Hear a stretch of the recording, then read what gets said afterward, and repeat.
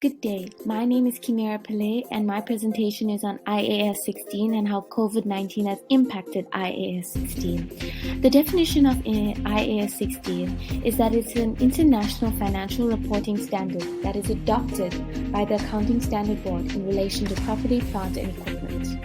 The objective of IAS 16 is to prescribe to the accounting treatment for property, plant, and equipment in accordance with IAS 16 standards. The scope of IAS 16 applies to all assets except IFRS 5, IAS 41, IAS 40, and IFRS 6. The recognition of an item of PP&E is only recognized if it's probable that the future economic benefits associated with the asset will flow to the entity and the cost of the asset can be measured reliably.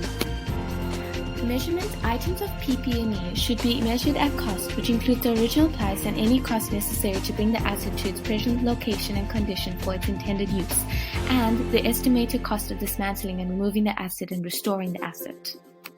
Elements of initial cost of an item of PP&E is any cost to bring the asset to its present location and condition for its intended use.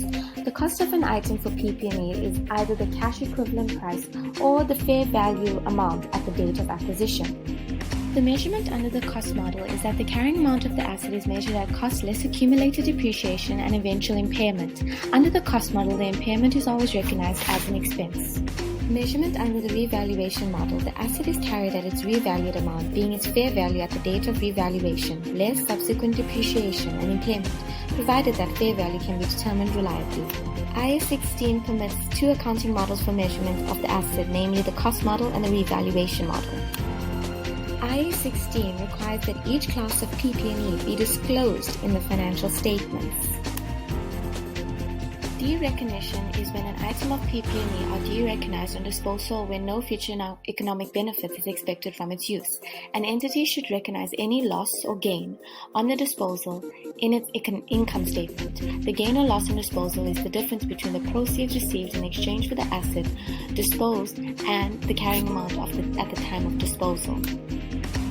The difference between the determined recoverable amount of an asset and its carrying value will be applied as an impairment loss or reversal. Impairment losses or reversals are applied to individual assets as an impairment adjustment in the appropriate period. COVID implications would be the virus might mean that property, plant and equipment is underutilized or not utilized for a period, or that capital projects are suspended.